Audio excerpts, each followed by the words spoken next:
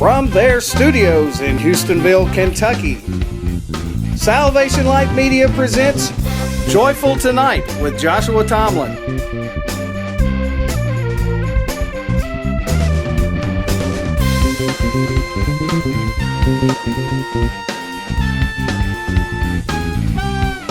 Now here's your host, Joshua Tomlin.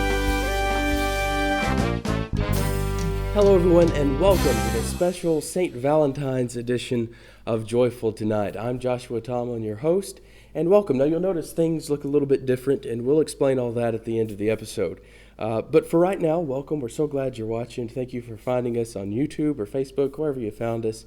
We appreciate that and we appreciate you taking the time to watch.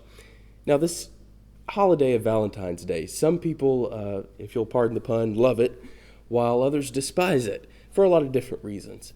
But let's take a look at how this holiday really got started with the true story of Saint Valentine. Valentine was a Roman priest during the rule of Emperor Claudius.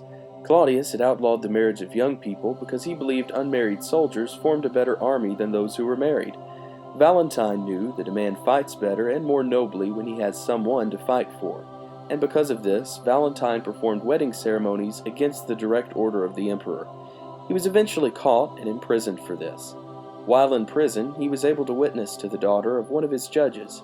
She became a Christian, and they became friends. When Valentine was sentenced to death, he wrote his last words in a note to the girl, signing it, "Your Valentine." This is the basis for our tradition of giving cards to one another on February the 14th, the anniversary of Valentine's death.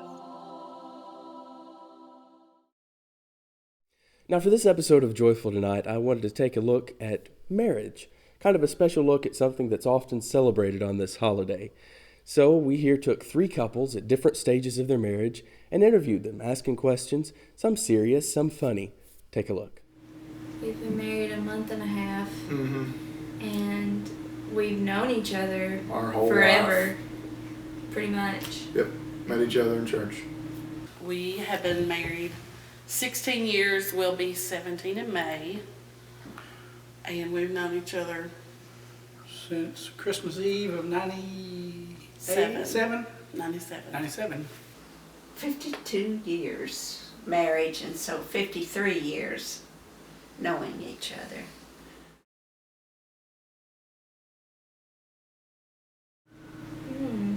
I wish I would have known how to be more of the handyman, because I have to ask everybody so many questions about, household repairs and what I should do with certain things. A lot of advice asking. Wish I'd known how to iron, because he does all that. Amen.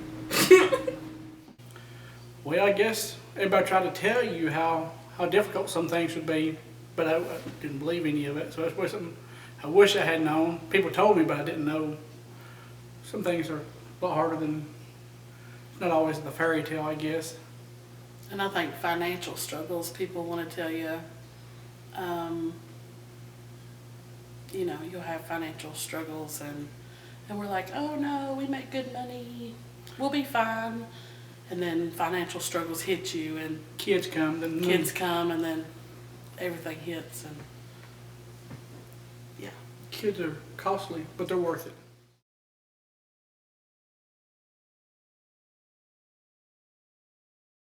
That was very, very interesting, because when we first met, we both were saved, but we weren't where we need to be with the Lord. But we both committed that we would take care of that, and we did. And it was an amazing difference how much stronger our marriage was when we put Christ as head of the marriage. Yeah. It's made it better. Definitely. Like, we have no problem discussing spiritual problems, because we know where we've come from, and that is spiritually and just our background as people, individuals. And I find myself, anytime I have a question, obviously that I don't know, I I'm completely comfortable going to him and asking him and having confidence that he knows and he can explain it to me. Kept us together. It's kept us together. When we first got married, we were in church probably for about a year, and then we kind of just stepped away and got away from that and did our own thing. And then when the kids come along, that's when the Lord brought us back together. That didn't work too well on our own. Right. So the Lord has definitely helped get us back to where we needed to be.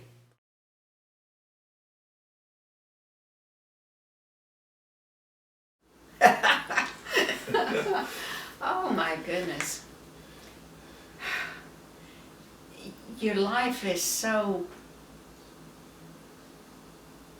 wrapped up in your children. So much of it is you don't realize it until they're all grown and gone, and you know, but it was of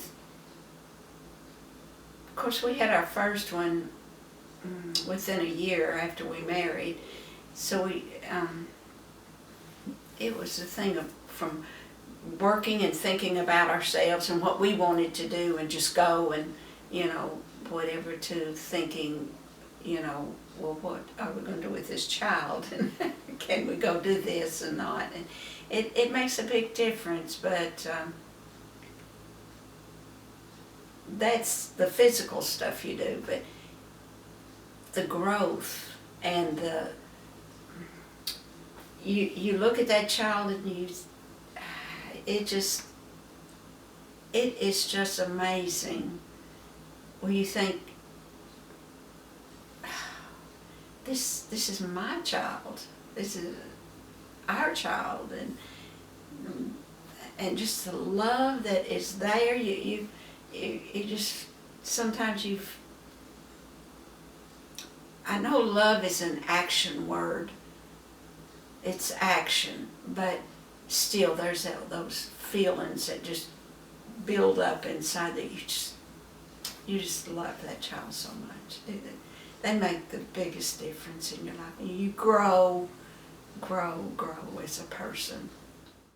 Well, I know that Jake didn't tell me until after the fact that Rayleigh was born that he didn't want kids whenever we found out we were pregnant.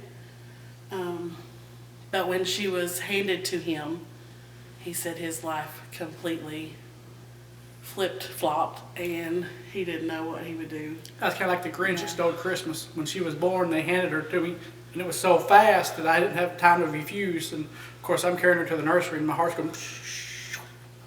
So then I wanted a dozen kids.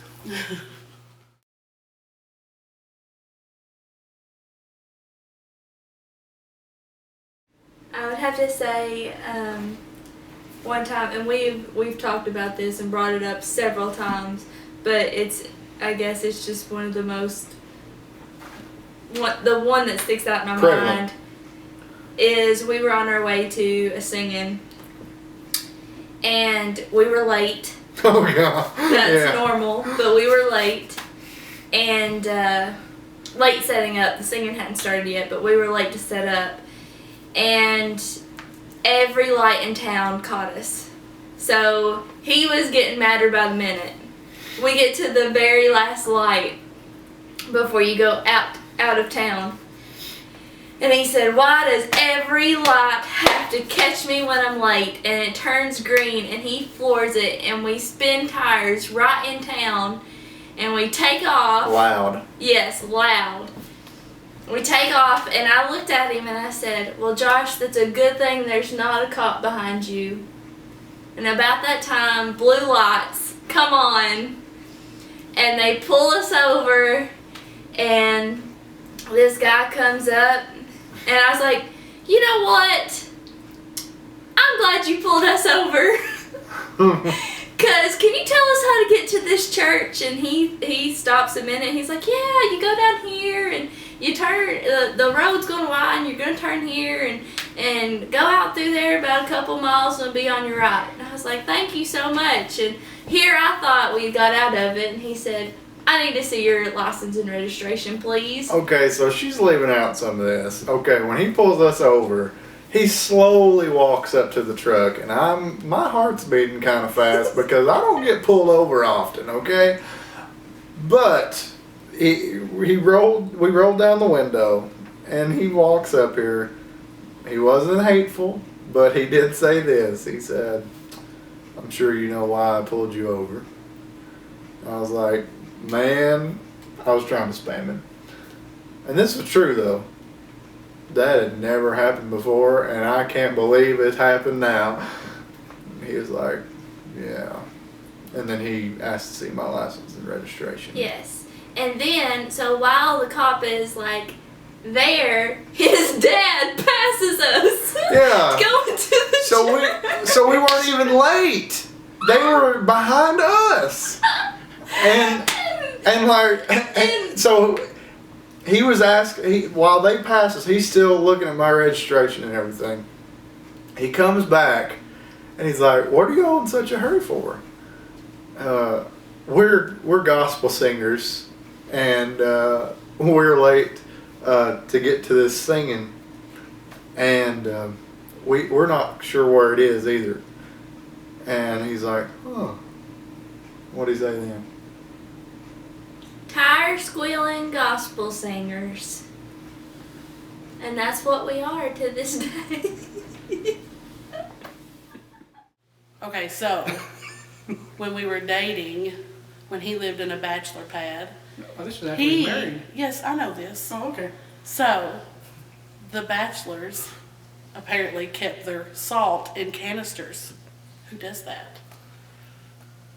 With so when we got sugar married, and flour. there was salt in canisters.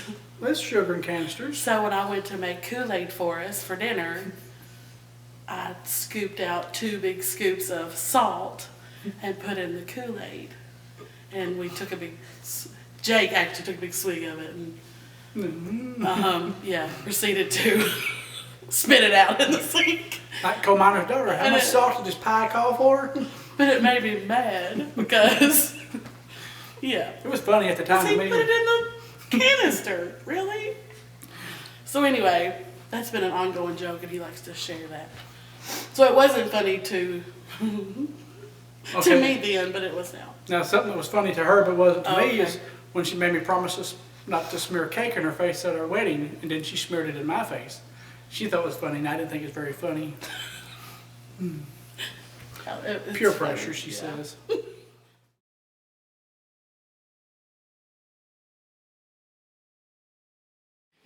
We use the scripture to let not the sun go down upon our wrath. And what comes to my mind is Jesus Christ forgave me, forgave her. And in a marriage, the most important thing that you can do is forgive one another. And forgiveness is such an important part of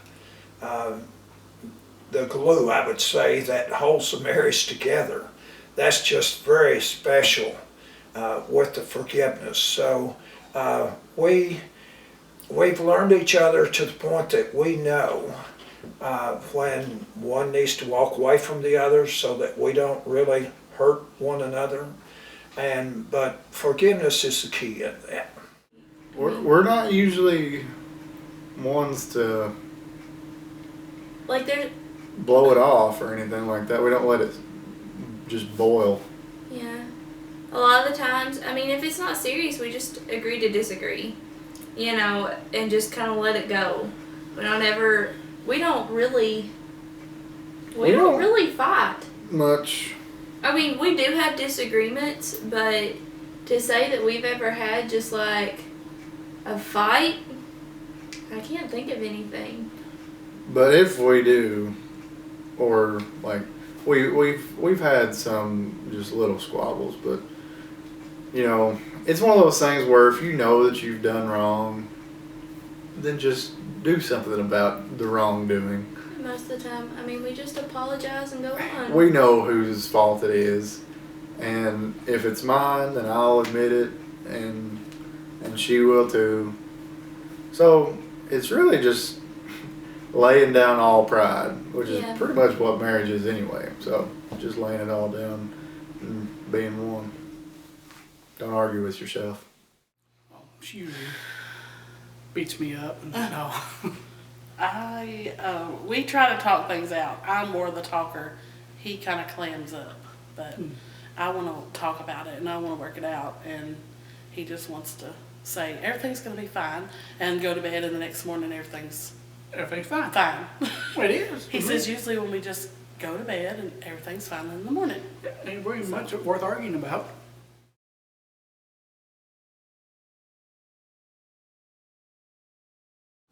I love her, her faith in God. She is strong, very strong, and she just her faith is so important to her, and it just shows, and that gives me strength, being her husband, to see the strength in her. It really causes me to look at my own life and reflect on my own life. And but I think we both draw from one another on that part of it, because it's just very important for us to see the strength in one another. That's just special. You want to add to that, Annie? Or Well, for you, I really love the way that you are proud of your family. Wherever we go, you're so proud to say, this is my family, and that, you know, hey, we sing together and whatever, but you're proud of them, and your commitment to me in our marriage. I love her honesty and sincerity the most, because those kind of hold hands with each other. And I like that because I'm very self-conscious and I second guess things a lot, all the time, in fact. I'm very blunt. I like that. I love that he is so, I'm not good at words, but like he's so caring.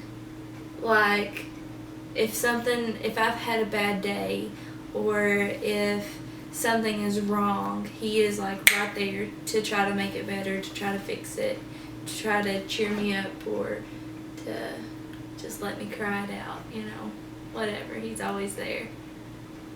No matter what, he doesn't like get fed up with it and just like whatever, you're on your own.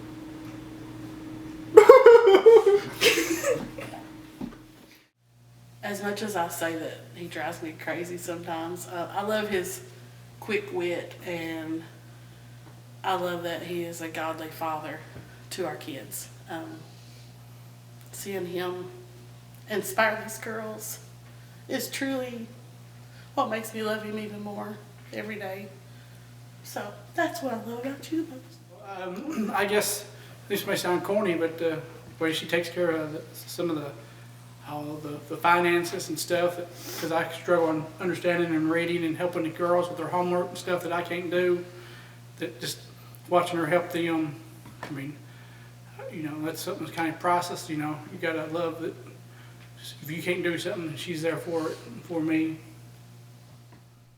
Now, this was an interesting look at marriage and these couples. There were some serious moments and a lot of laughs, and I really enjoyed doing that. I think I learned a lot out of that experience. But you might be wondering why we're here. I said earlier I was going to explain why things look a little bit different, why we're in the middle of a church, why we're standing in front of this cross. Well, that's because of a couple of scriptures that I want to read to you. One of them comes out of Ephesians 5:25, and it's on the subject of marriage. Husbands, love your wives, even as Christ also loved the church and gave himself for it. As Christ loved the church. Well, how did Christ love the church? What did he do? And the answer to that question, I think, is good for us in marriage and just in our relationships in general. And that answer is found in John 15, starting at verse 12.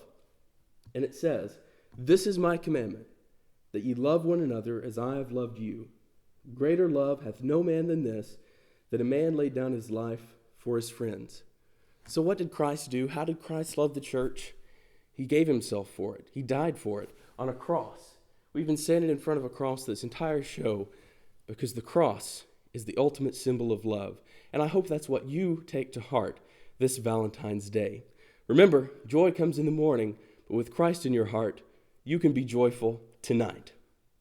Oh, and one more thing. Abigail Lee Riedenauer. Will you read?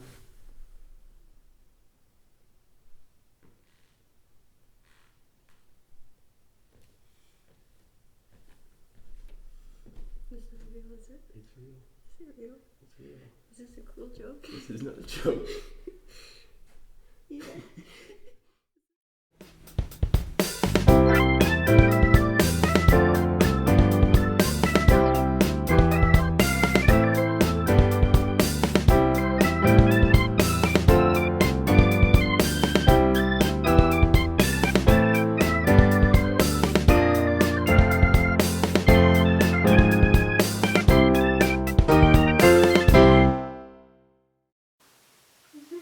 It's real. I promise. It's real. I would not do that to you.